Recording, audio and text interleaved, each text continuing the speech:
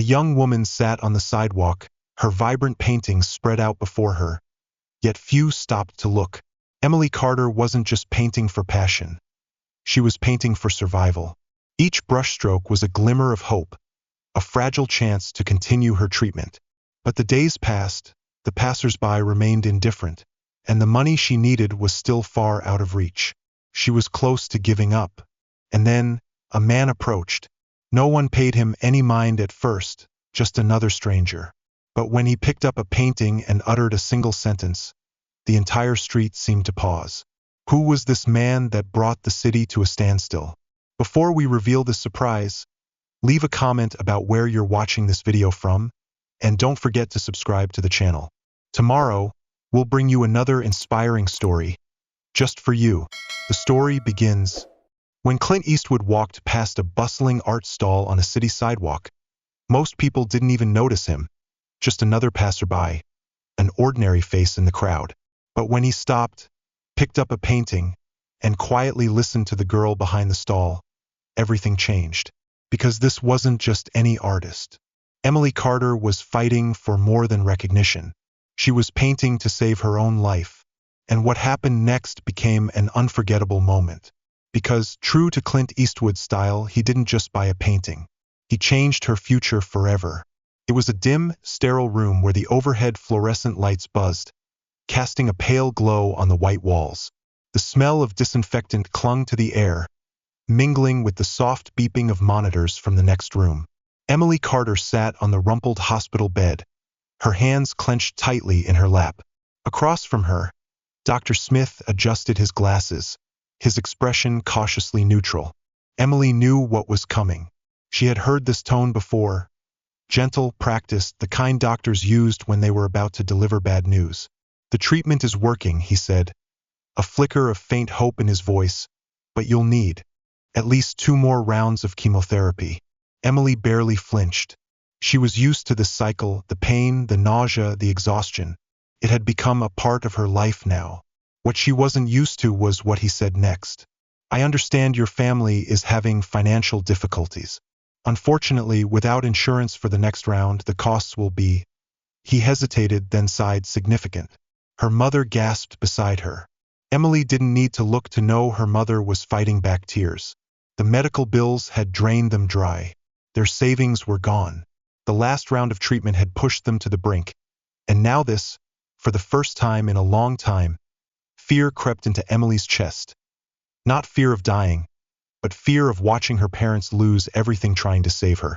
The ride home was deathly silent. Her mother gripped the steering wheel so tightly her knuckles were white. Her father's voice was hoarse when he told her everything would be all right. But Emily could hear the lie in it. That night, lying in bed, she stared at the ceiling, her heart pounding. She refused to be a burden. She refused to let her parents drown in debt for her sake. And that's when it hit her. Painting. It had always been her escape, her passion. If she could create something meaningful, something people wanted to buy, maybe she could fight back in her own way. By morning, Emily had made her decision. She wouldn't wait for a miracle. She would create one. The first stroke always felt like magic, the brush gliding across the canvas, leaving soft streaks of blue and bold strokes of orange. The colors blended, forming something new, something vibrant. Emily sat on a folding chair, her art stall set up on a bustling city sidewalk downtown. The small wooden table in front of her was covered with neatly arranged canvases, each a piece of her soul. Her mother had helped her set up the stall that morning, but the rest was up to Emily. It was her idea, after all. She had spent the past week pouring all her energy into her paintings, knowing it wasn't just about art anymore. It was about survival. If she could sell enough, if people saw the value in what she created, maybe, just maybe, she could afford the treatment that could save her life. But hope was a fragile thing. Pedestrians passed by, some glancing at her, others barely noticing. A woman in a navy coat slowed for a second, admiring a canvas before shaking her head and moving on. A man in sunglasses and a tailored suit paused long enough to read the small handwritten sign in front of her stall. "Original art to fund my cancer treatment."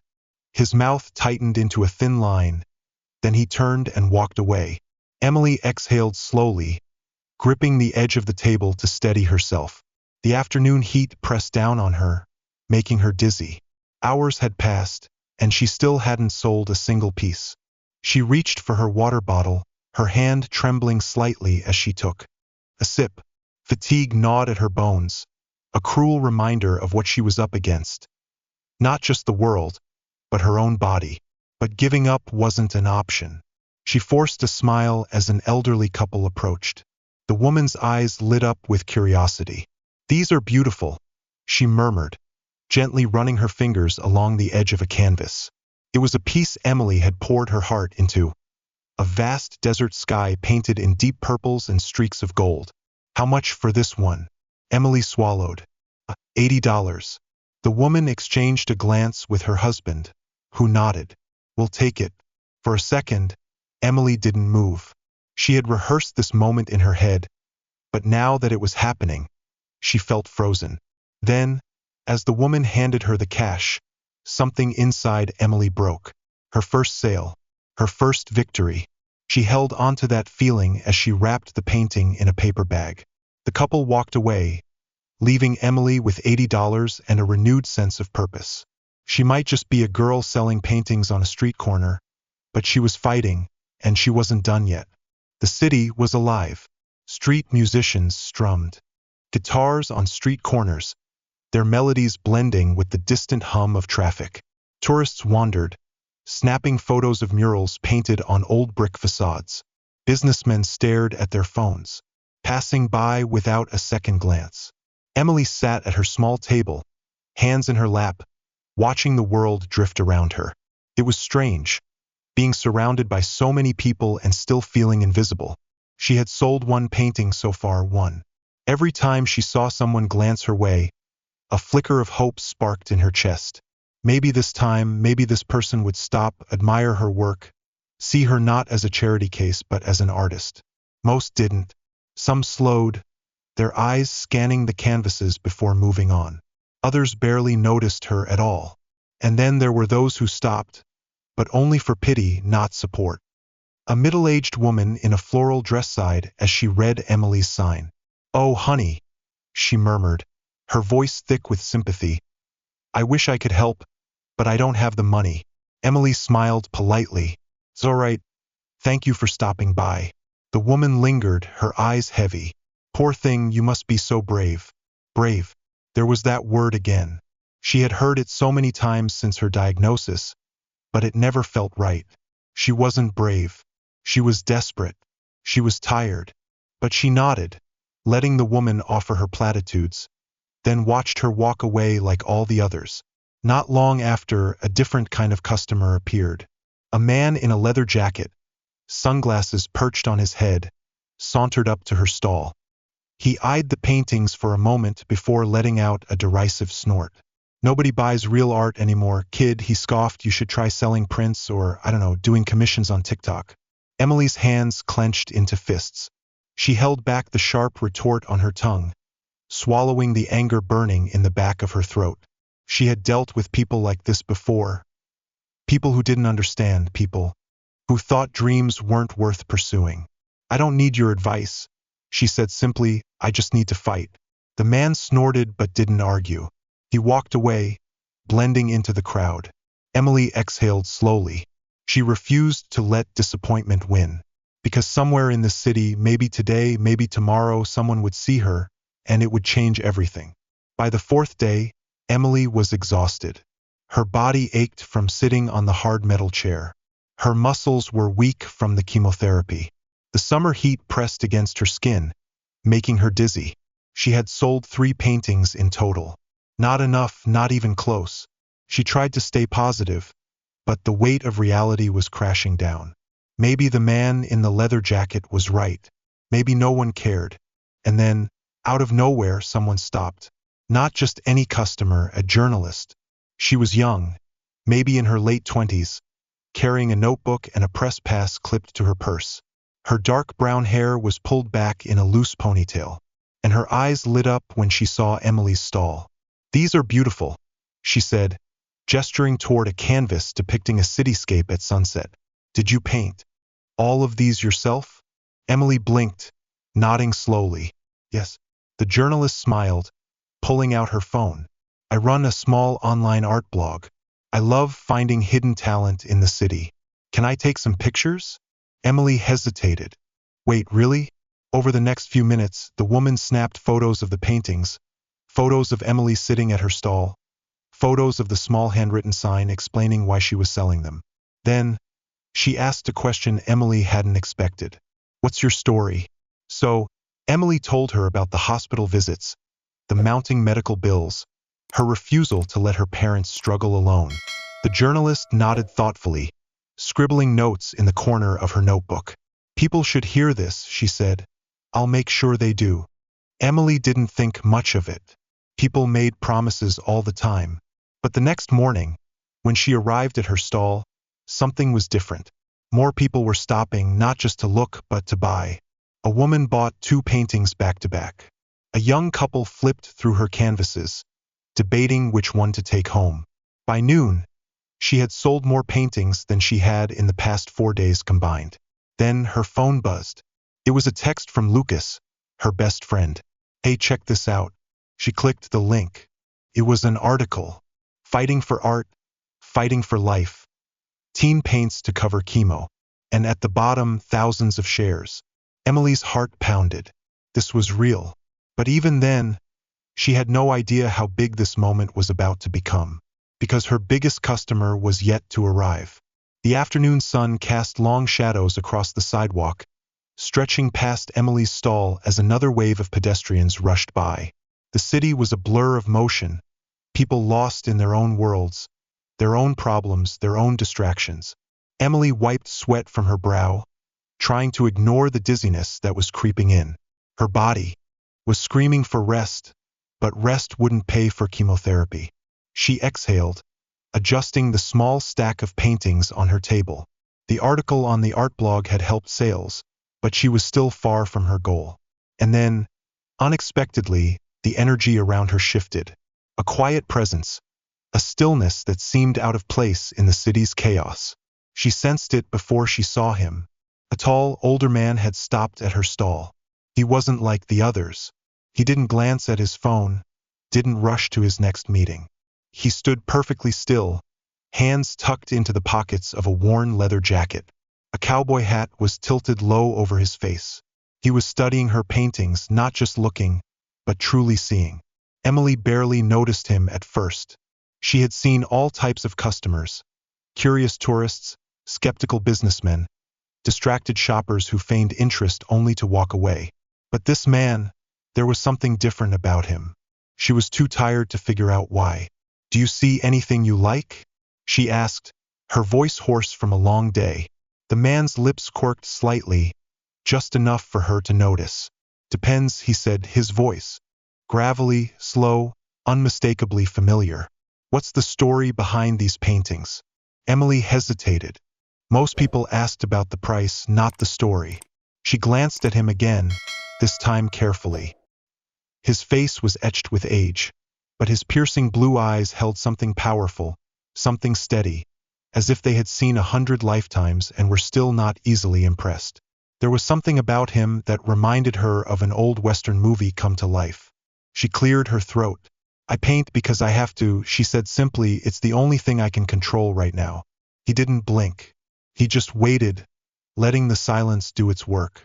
So she told him about the diagnosis, about the ticking clock the doctors had given her, about how each brushstroke, each canvas, wasn't just about survival, but about reclaiming her life. And when she finished, the man didn't offer platitudes. He just nodded. Then he reached for a painting. The man lifted a black and white canvas from her table, tilting it slightly in the light. It was one of Emily's favorites, a vast desert landscape, the silhouette of a lone cowboy standing in the distance. The contrast between light and shadow, the endless sky above. It had taken her weeks to perfect. The man studied it carefully.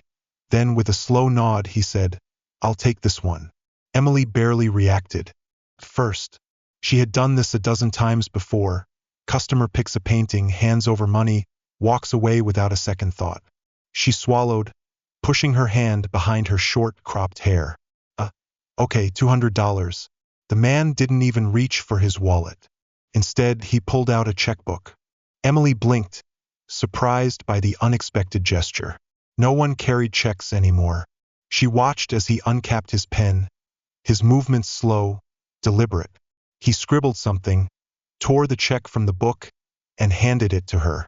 She took it hesitantly, her fingers barely brushing the paper. And then she saw the number. Her breath caught in her throat. Her vision blurred. At the edges as her eyes fixated on the check, on the unbelievable amount written in neat, bold strokes. Not $200. $50,000. Her hands started to shake. This, she whispered, barely audible, it can't be right. The man's lips quirked, tilting his hat back slightly, finally revealing his full face. Emily's heart stopped. Clint Eastwood, the legend, the icon, the man whose movies her father had made her watch growing up, the man whose single gaze had defined generations of cinema. And here he was, standing in front of her, buying her paintings. No, changing her life. She couldn't breathe. She started, shaking her head in disbelief. I can't accept this. Clint's eyes didn't waver. This isn't charity, he said. It's a damn good painting. Emily felt like the ground beneath her had disappeared. People were staring. A few nearby pedestrians had noticed, their whispers growing louder. Someone pulled out a phone, snapping a picture. But Emily didn't care about the crowd. She looked at Clint, really looked at him, and saw something deeper in his expression. A silent understanding. He knew what it meant to fight for something. He had spent his whole life doing it.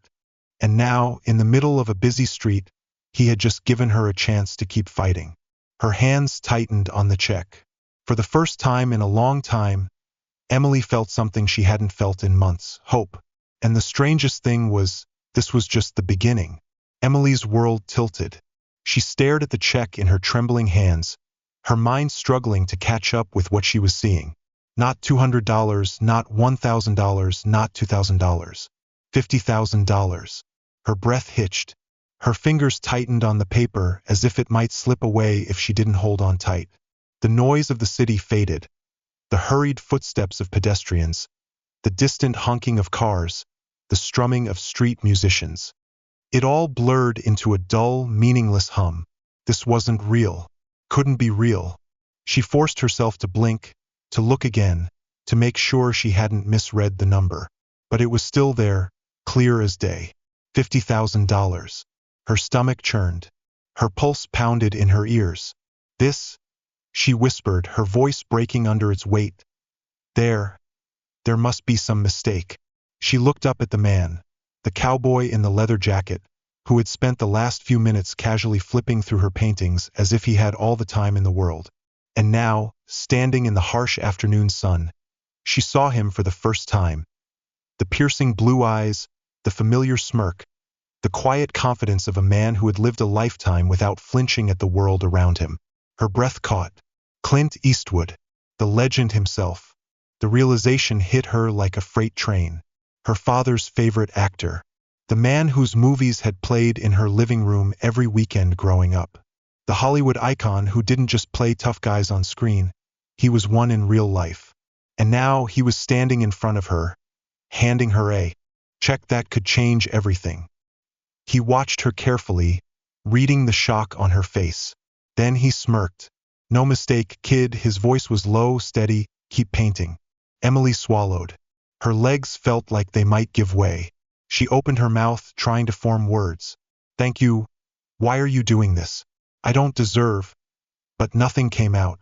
Because nothing in her life had prepared her for this moment. And it wasn't over yet. First, no one noticed. The city continued its usual rhythm.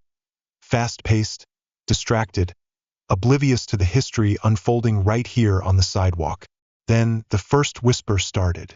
Someone, a teenager with earbuds shoved deep in his ears, stopped mid-stride, his head cocked as he stared at Clint.